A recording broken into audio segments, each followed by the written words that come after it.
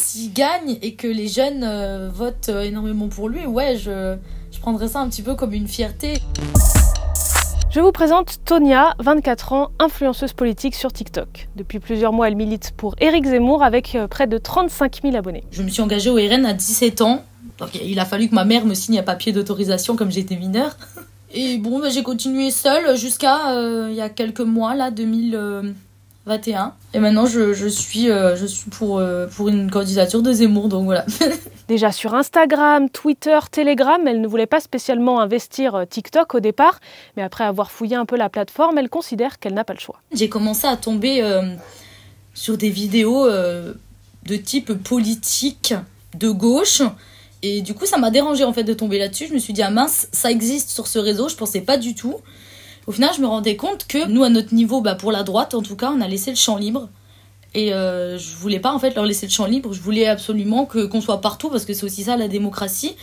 Et comme ça fait déjà 7 ans pour ma part que je suis engagée en politique, du coup je me suis dit vas-y, de toute façon tu sais ce que c'est les menaces, les insultes, etc. Donc t'as rien à perdre. Là on est quand même vraiment sur un réseau de jeunes, même s'il y a beaucoup de personnes qui utilisent TikTok, et l'algorithme est extrêmement viral. Il suffit de pas grand chose pour remonter dans le fil d'actualité de tout le monde en choisissant par exemple la bonne chanson du jour, et hop, on va retomber dans le fil de tout le monde, même si on n'était absolument pas en accord avec les hashtags, etc. Ils sont plusieurs à parler d'Éric Zemmour et de ses idées sur TikTok. Et ce qui est pratique quand on est jeune et qu'on parle aux jeunes, c'est qu'on connaît les codes.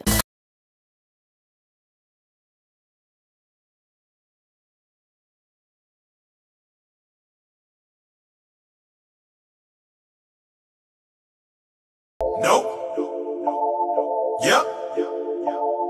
Nope. Yep.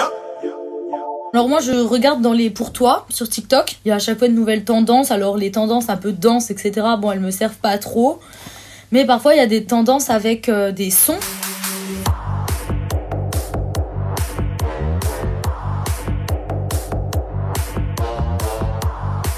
Pour mettre des petits textes et rajouter un petit peu pour les faire aller dans le sens de mes idées. J'ai écouté l'homélie du père Attali et je suis encore un peu éblouie. Il y a les méchants et les gentils. Cette stratégie politique peut se faire en dehors des canaux traditionnels. Pas de discours, pas de meeting, pas de parti, ni même de mouvements de soutien, même s'ils existent. Certains influenceurs en sont membres, mais sur leur compte personnel, c'est très rarement mentionné. Tonia, par exemple, se dit proche des membres du mouvement Génération Zemmour, mais elle dément faire partie de l'organisation. Son compte TikTok, c'est son initiative. En politique, c'est que des personnes qui ont 50, 60 ans... Ils n'ont pas envie de parler aux jeunes en fait, donc je me dis il faut leur parler à ces jeunes-là, parce que les autres le font. Et je reçois des messages de jeunes, même qui ont pas le droit de vote, qui ont 13-14 ans, qui me disent mais en fait je pense comme toi, mais je l'entends jamais en fait, donc je me dis que c'est moi qui est pas normal. Mais je dis non, c'est normal, t'as le droit d'avoir une opinion. Moi ça me fait plaisir de les écouter, ça me fait plaisir de les soutenir aussi, parce que c'est on se soutient l'un l'autre, donc c'est quelque chose de bénéfique pour tout le monde. Les gens faisaient plus confiance à un entourage proche, c'est-à-dire les amis, les collègues de travail, son médecin, etc., qu'à des médias. Et c'est vrai que les réseaux sociaux s'inscrivent dans cette théorie de la communication, c'est-à-dire qu'on veut que les militants ou les influenceurs, comme on les appelle maintenant sur les réseaux sociaux, soient un peu nos personnes de confiance proches, sur lesquelles on ait plus confiance qu'un journaliste ou par exemple un homme politique. Sur les réseaux sociaux, les discours extrêmes font facilement le buzz. Ce n'est pas forcément révélateur d'un fait général de société, c'est plutôt l'œuvre des algorithmes. L'attention, c'est vraiment le moteur économique de ces réseaux sociaux. Plus il y a de polarité, plus il y a de tension. Plus il y a de tension, plus il y a de l'interaction. Et plus il y a d'interaction, plus cela favorise en fait l'activité sur les réseaux sociaux. Donc l'algorithme inconsciemment encourage ce type de conflit et de polarisation. Et aussi, la deuxièmement, c'est qu'il n'y a pas d'espace, on va dire, médiatique mainstream qui parle de ces positions politiques. Comme beaucoup de plateformes, TikTok interdit la violence, le racisme, le sexisme, toutes les formes d'insultes ou encore la promotion des discours haineux. Mais ça aussi, quand on s'y connaît un peu, c'est facile à contourner et on évite de se faire supprimer des vidéos, voire carrément un compte. Sur mon premier compte, là sur le deuxième, ça va. J'ai pas trop de... Non, j'ai pas de vidéos supprimées. Peut-être une ou deux depuis le début, mais c'est tout. Et encore, il n'y avait pas vraiment de raison légitime à mon sens, parce que je trouve quand même que je ne suis pas extrémiste, que je n'incite pas à la haine. Ça m'a fait remettre en question mon contenu. Et du coup, maintenant, j'essaye d'être beaucoup plus subtile, on va dire. Parce que malheureusement, si on n'est pas assez subtil, c'est directement, on est des nazis, quoi. Donc bon, ça aussi, on a l'habitude, mais bon. Maintenant, ils connaissent à peu près comment les GAFAM censurent, les robots, etc. Donc, ils utilisent des langages codés, un double discours, du sarcasme, des choses qui font qu'ils arrivent à contourner la censure.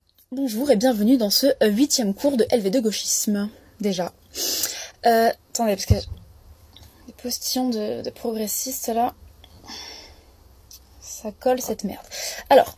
Il y a aussi, par exemple, ils reprennent des expressions pour pas dire maghrébin ou islam, ils disent les chances pour la France. Et chez ces militants, suppression et bannissement peuvent devenir un argument pour légitimer leur discours. Discours de haine, pour être exact. Donc ça peut être très vaste. Hein. Donc en fait, c'est bien ciblé et c'est bien les modérateurs qui sont derrière qui ciblent bien une catégorie de personnes et pas d'autres. Donc voilà, c'est de la discrimination et si on me supprime une vidéo, c'est pas grave, j'en refais 3 derrière et voilà, c'est pas grave. J'ai arrêté de me remettre en question pour eux, quoi. Juste, je m'adapte, mais il n'y a aucune remise en question de ma part, quoi. C'est le cas de la plupart des extrémistes, des militants extrêmes. C'est à un moment de se retrouver presque hors les clous parce qu'il y a des radicalisations quand même qui sont assez acerbes au final dans les propos et la manière même de faire. Et en fait, ces personnes-là, plus ils sont extrêmes et plus justement ils vont jouer sur cette notion de censure en disant qu'ils sont pas invités dans les médias alors que c'est faux, qu'on les censure, qu'on coupe leur liberté d'expression. Mais en tout cas, c'est un jeu de victimisation que l'on reconnaît très souvent chez les extrêmes, de dire voilà qu'on est censuré. Sur TikTok, la grande majorité des comptes de soutien politique ne font que reprendre des extraits d'interviews ou de communications officielles des partis. Là aussi, les militants pro-Zemmour se distinguent car ils sont à peu près les seuls à se mettre autant en scène pour parler politique sur la plateforme.